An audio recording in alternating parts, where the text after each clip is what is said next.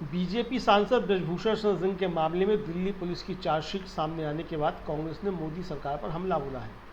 कांग्रेस ने कहा है कि अभी तक की जांच के आधार पर दिल्ली पुलिस का कहना है कि ब्रजभूषण शरण सिंह पर यौन उत्पीड़न, छेड़छाड़ और पीछा करने के मामले में मुकदमा चलाया जा सकता है और सजा दी जा सकती है। कांग्रेस ने कहा है कि हैरानी की बात है कि इतना कुछ होने के बाद भी प्रधानमंत्री चुप हैं। इस मामले में कांग्रेस ने पीएम मोदी से कुछ सवाल किए हैं। ये सवाल हैं: पीएम मोदी महिला पहलवानों से जुड़े इस मुद्दे पर खामोश क्यों हैं? अपने इस चहेते सांसद को पार्टी से कब बाहर करेंगे? बीजेपी सांसद ब्रजभूषण शरण सिंह की गिरफ्तारी कब होगी? आपकी सरकार ब्रजभूषण को शरण देना कब बंद करेगी? आज दिल्ली में एक प्रेस कॉन्फ्रेंस में कांग्रेस प्रवक्ता सुप्रिया श्रीदेव ने कहा, क्या ब्रजभूषण सिंह पर दिल्ली पुलिस की चार्जशीट आने के बाद भी सरकार अपनी चुप्पी नहीं तोड़ेगी? क्या पीएम मोदी अब भी कुछ नहीं बोलेंगे? सुप्रिया श्रीदेव ने कहा, अगर सरकार में जरा भी नैतिकता होती तो संरक्षण बेटियों को मिलता, न कि आरोपियों को। आइए सुनते हैं कांग्रेस की प्रेस कॉन्फ्रेंस। आप सबको नमस्कार।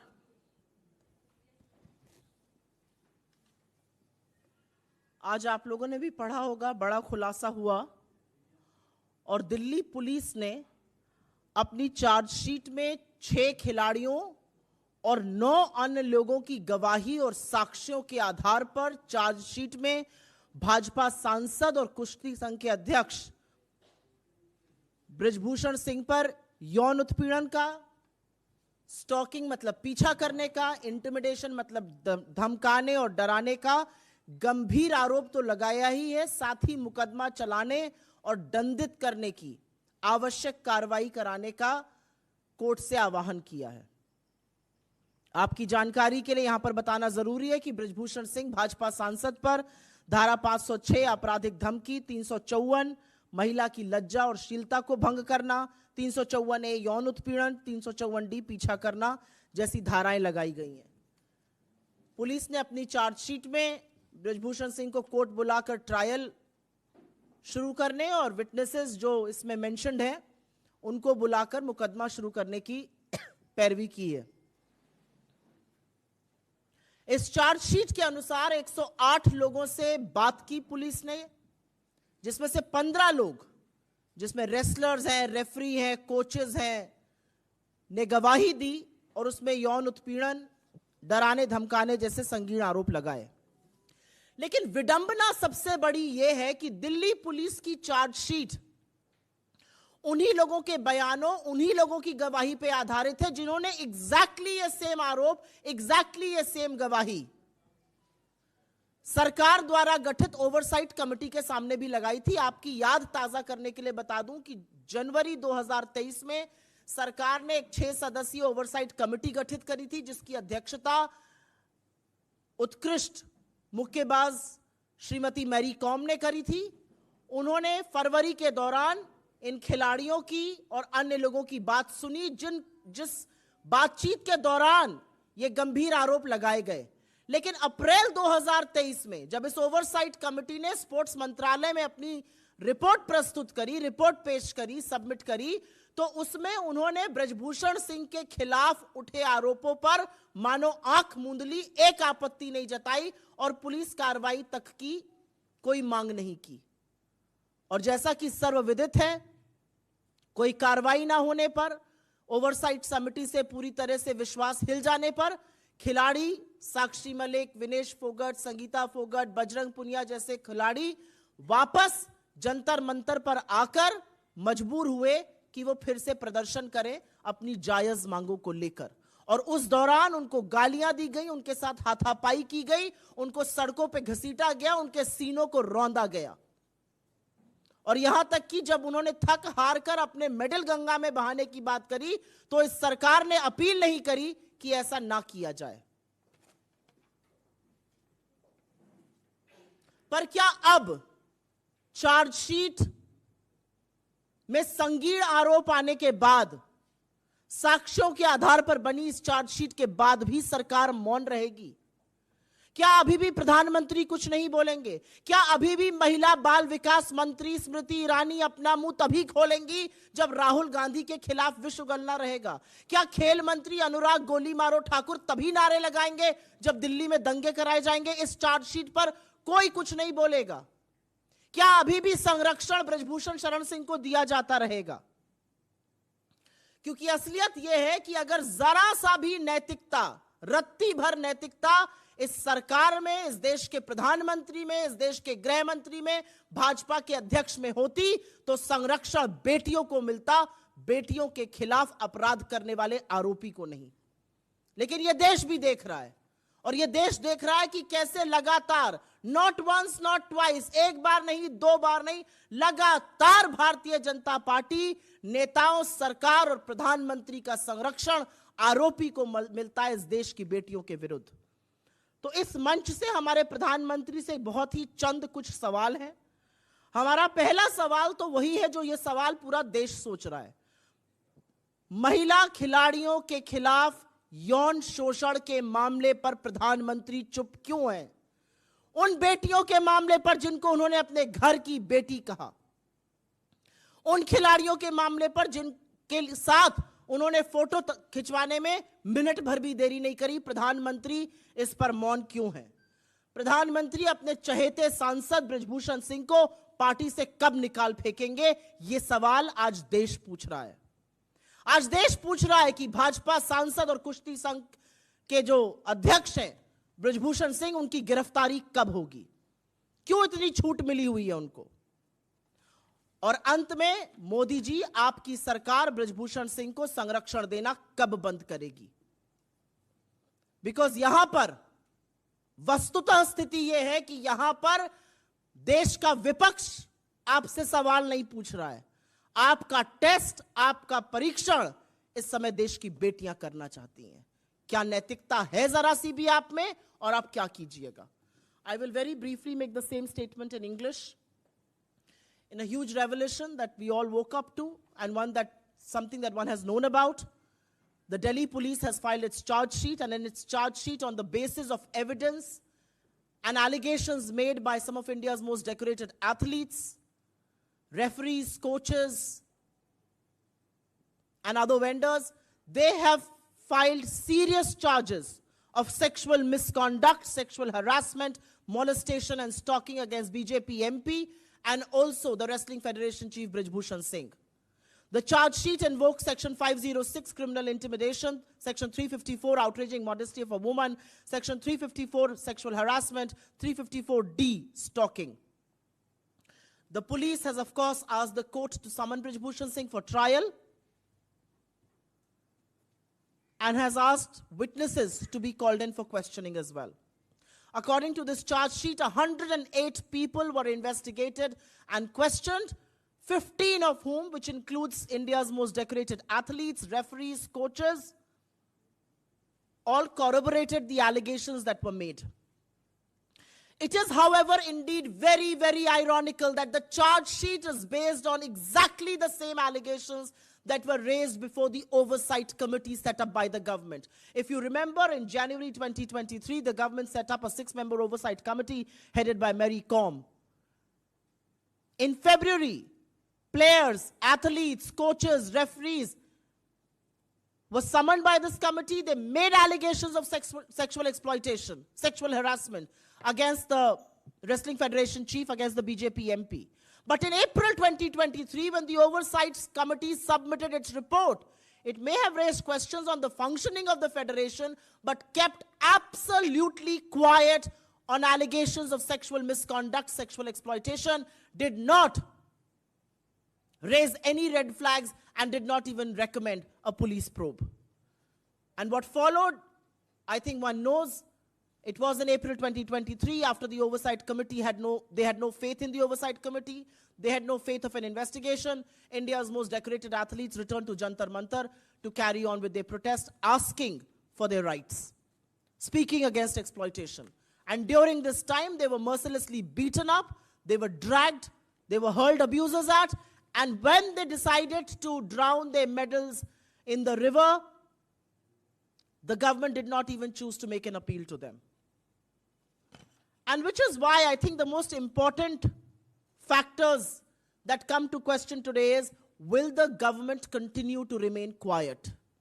Will the Women and Child Development Minister Smriti Irani only speak when she's spewing venom against Rahul Gandhi? Will she turn a blind eye to very grave charges being made in this charge sheet? Will Sports Minister Anurag Golimaro Thakur come out in the open and say a word of solidarity with the athletes? I also think the moral bankruptcy of this government, of the Prime Minister, of the Home Minister, of the BJP, its chief JP Nadda, is on test. Will Braj Bhushan Singh continue to be the member of parliament for the BJP? And will the BJP not once, not twice, but repeatedly continue to offer political patronage, protection and support to the perpetrator of the crime here and not the women? And from this platform, we are only asking 4 questions of the Prime Minister. Why is Prime Minister Modi conspicuously silent on charges of sexual exploitation against one of his own members of parliament being labeled by decorated athletes who he called his own? When will the Prime Minister and the BJP President throw Braj Bhushan Sharan Singh out of the Bharatiya Janata Party? When will the MP and the Wrestling Federation chief be arrested? And when will your government, Mr. Prime Minister, stop giving political patronage to perpetrators of crime against women? You and your government are on test here. Not by India's opposition, but India's daughters. And you will have to respond. We will take suo motu questions first, please.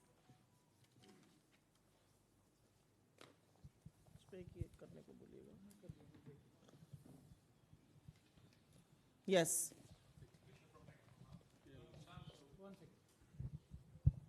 When it comes to Braj Bhushan Saran, he has been making this statement, and he has made the same statement times now also, that let the trial happen, the court will decide, I have done nothing wrong. And this has been his repeated statement again and again whenever we have interviewed him at various places, even when we questioned him on these charge sheet as well.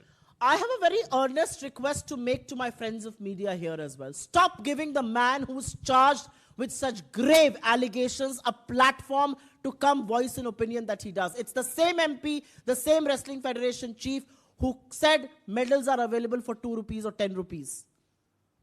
Who said all these girls are lying. Who said they are overage. So stop giving him a platform to come exploit that platform and put a story that's completely fictitious. The Delhi police charge sheet bears semblance to the fact that India's athletes have been saying for months and have suffered in silence. That's the reality of this. Yes, there will be a trial. Yes, there is corroborating evidence. Yes, the law will take its own course. But governments in this country are run on moral compass. And this case once again proves that the moral compass in the BJP is completely lost and nobody cares about what is happening to India's daughters. I will respond. आपका सवाल का जवाब मैं हिंदी में जरूर दूंगी. ब्रज भूषण शरण सिंह कभी एक टीवी चैनल पर, कभी दूसरे टीवी चैनल पर कूद कर अपनी बात करते हैं. उनको प्लेटफॉर्म देना बंद कर दीजिए. वो आरोपी हैं और बहुत संगीन आरोपों से घिरे हुए हैं. आरोप सेक्सुअल मिसकॉन्डक्ट के हैं, यौन उत्पीड़न के आरोप हैं, और ये आरोप इस देश की सबसे होनहार बेटियों ने लगाए हैं. ये वही ब्रज भूषण शरण सिंह है जो कहते थे मेडल जो है वो टके के दाम बिक रहे हैं, लड़कियां खेलना नहीं चाहती हैं, लड़कियां बुढ़ी हो गई हैं. ये वही ब्रज भूषण शरण सिंह है. इनको प्लेटफॉर्म देना बंद कीजिए. और सबसे जरूरी बात यहां पर यह है कि बिल्कुल ट्रायल होगा, मुकदमा चलेगा, मुकदमे में जो एविडेंस है वो पेश होगी, जो एथलीट्स हैं वो अपनी बात रखेंगे, सारे साक्ष्य सामने आएंगे. लेकिन एक सच ये भी है कि सरकारें नैतिकता और मर्यादा से चलती हैं. और जब भाजपा का एक सांसद इतने संगीन आरोपों से घिरा हुआ है, उसको संसद में बैठने की अनुमति नहीं होनी चाहिए. और यहां पर मर्यादा और नैतिकता का दोबारा से टेस्ट है प्रधानमंत्री मोदी का, भारतीय जनता पार्टी का और उनकी सरकार का. जी आपको क्या लगता है इतना प्रेशर रहा, खिलाड़ी भी बैठे जंतर मंतर पर, विपक्ष ने भी ये मसला लगातार उठाया, लेकिन उसके बावजूद कोई कार्रवाई आपको क्यों लगता है नहीं हुई है? मैं पूर्वी उत्तर प्रदेश से आती हूं और मैं जानती हूं कि इस मसले ने वहां पर भी लोगों को उद्वेलित किया हुआ है. मुझे इसके सिर्फ 2 कारण समझ में आते हैं. एक, सरकार की नैतिकता पूरी तरह से मर चुकी है. अगर सरकार के अंदर नैतिकता होती तो नरसंहार के मुख्य अभियुक्त का पिता इस देश का गृह राज्य मंत्री नहीं होता। अगर सरकार के अंदर नैतिकता होती तो जिस व्यक्ति के खिलाफ यौन शोषण के आरोप लगे हैं वो बगल में बैठकर ठसके से यह ना कहता मेरे ऊपर प्रधानमंत्री का हाथ है। तो सरकार की नैतिकता पूरी तरह से मर चुकी है। यह सबसे बड़ा साक्ष्य है कि सरकार ने इस पर कुछ नहीं किया। सरकार इस देश की बेटियों के साथ नहीं, उनके खिलाफ जो आरोपी हैं, जो अत्याचारी हैं, लगातार उनके साथ खड़ी रहती है। और दूसरा कारण थोड़ा राजनीतिक है। दूसरा कारण अमित शाह जी और योगी जी के बीच की जो खींचतान है, जो उत्तर प्रदेश की राजनीति को फॉलो करते हैं, उसका सीधा उदाहरण है ये। इस पे मैं जितना कम बोलूं अच्छा है। समझने वाले समझ गए, कहने वालों ने कह दिया। सुप्रिया जी, मेरा सवाल ये है कि इस पूरे मामले में दिल्ली पुलिस की विश्वसनीयता पर पहले दिन से सवाल उठता रहा है। अब चूंकि चार्जशीट में जो सब बातें सामने आई हैं, आपको लगता है दिल्ली पुलिस सही दिशा में जांच कर रही है और जो क्रेडिबिलिटी लॉस दिल्ली पुलिस का हुआ था वो अब कहीं ना कहीं कुछ रिस्टोर हुआ? इस देखिए, एक चार्जशीट फाइल कर देने से क्रेडिबिलिटी रिस्टोर नहीं हो जाती है। एक ये भी सच है कि महीनों लग गए, एफआईआर नहीं हुई। एक ये भी सच है कि जब संसद का उद्घाटन प्रधानमंत्री जी अपना राजतिलक करा रहे थे तो बेटियों को सड़कों पर यही दिल्ली पुलिस घसीट रही थी। यही दिल्ली पुलिस है जो कभी पॉक्सो पर इधर, कभी पॉक्सो पर उधर कर रही थी। तो इतनी जल्दी विश्वसनीयता रिस्टोर हो जाए ये नहीं हो सकता है। और दिल्ली पुलिस की विश्वसनीयता पर सबसे बड़ा सवाल तो यह है कि जिस दिन एलिगेशंस लगे थे उसके तुरंत बाद गिरफ्तारी क्यों नहीं हुई। और हमारा कानून कहता है कि पॉक्सो का एलिगेशन के तुरंत बाद गिरफ्तारी होनी चाहिए थी, लेकिन पूरी तरह से बृजभूषण सिंह को प्रोटेक्ट किया गया। उनसे पूछताछ भी तब करी गई जब विपक्ष हावी हुआ, जब लोग हावी हुए, जब लोगों ने सवाल पूछना शुरू किया।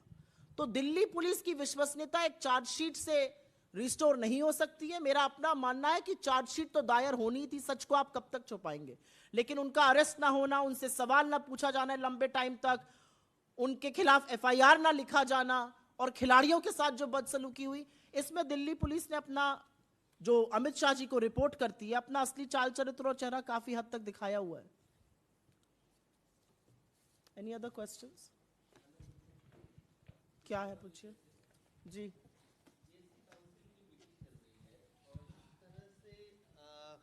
जीएसटी को पीएमएलए के दायरे में लाया गया है, उसको लेकर कांग्रेस पार्टी का क्या स्टैंड है? हम शुरू से एक बात कह रहे हैं जीएसटी को लेकर। हमारा यह मानना है कि प्रधानमंत्री ने आपाधापी में, जल्दबाजी में अपना नाम उस पर किसी तरह से चस्पाने के लिए जीएसटी को लाए। और यह सच है कि जो जीएसटी आई वो त्रुटिपूर्ण है। जो जीएसटी आई उसने लोगों का, छोटे व्यापारियों का धंधा नर्क कर दिया है। उसको गब्बर सिंह टैक्स कहना बिल्कुल अतिशयोक्ति नहीं है। जिस जीएसटी ने आटे और दही पर टैक्स लगा दिया है उस जीएसटी का हम समर्थन कैसे कर सकते हैं। लेकिन हमारा अपना मानना है कि इस पर एक विधिवत एक रूपरेखा बनाकर कांग्रेस अपना ऑफिशियल स्टैंड लेगी। अभी के लिए हम सिर्फ इतना कहना चाहते हैं कि जीएसटी के माध्यम से और उत्पीड़न लोगों का करना, जीएसटी के माध्यम से लोगों को अपराधी घोषित कर देना, जीएसटी के माध्यम से लोगों को का शोषण करना सर्वथा गलत है। भाजपा कमेटी सुब्रमण्यम स्वामी ने कहा कि प्रधानमंत्री का अर्थनीति बिल्कुल जीरो है, उन्हें अर्थनीति बिल्कुल नहीं आती, उन्हें प्रधानमंत्री नहीं बनना चाहिए, अगला चुनाव उन्हें लड़ना भी नहीं चाहिए। चलिए, जो बात हम पहले दिन से कह रहे थे अब बाकी लोग कह रहे हैं, भाजपा वाले भी कह रहे हैं। ये तो संघ ने भी कह दिया है कि चुनाव प्रधानमंत्री के और उनके एजेंडा पर नहीं जीता जा सकता है। तो शायद जिसका आपने जिक्र किया उन्होंने इस बात का वर्णन किया है। एनएसए का बयान आया अजीत डोभाल साहब का कि धर्म नहीं होता है किसी भी आतंकवाद का, और ये कुछ बहके हुए लोगों द्वारा किया जाता है आतंकवाद। आतंकवाद पर कांग्रेस पार्टी चलते फिरते बयान नहीं दे सकती है, क्योंकि आतंकवाद से लड़ते हुए हमने एक भारी कीमत अदा करी है। आतंकवाद के चलते हमने अपने 2 नेताओं की शहादत दी है। आतंकवाद के चलते इस देश की प्रधानमंत्री को 32 गोलियों से भून डाला गया। आतंकवाद के चलते इस देश के एक पूर्व प्रधानमंत्री को भारत रत्न राजीव जी के शरीर के चिथड़े उड़ा दिए, क्योंकि वो देश को एकजुट रखना चाहते थे। तो आतंकवाद पर चलते फिरते बयानबाजी करना मुझे नहीं लगता हम कर सकते हैं। आतंकवाद की जितनी भर्त्सना करी जाए वो कम होगी। हिंसा की सार्वजनिक जीवन में या किसी भी मांग को लेकर हिंसा की लेश मात्र न समर्थन किया जा सकता है, न सार्वजनिक जीवन में जगह है। ये उन्होंने किस कॉन्टेक्स्ट में कहा है मुझे नहीं पता, लेकिन आतंकवाद थामे थम नहीं रहा है। जब राजौरी और पुंछ जैसी जगहों में हमारे 10 जांबाज शहीद हो जाते हैं और एनएसए से लेकर प्रधानमंत्री मौन रहते हैं, एक शब्द श्रद्धांजलि का नहीं बोलते हैं, जबकि वो आतंकी हमले होते हैं, तो ऐसे लोगों का बल बढ़ता है। धन्यवाद। Thank you very much. इसके बाद ब्रीफिंग होगी, आपको बता देंगे।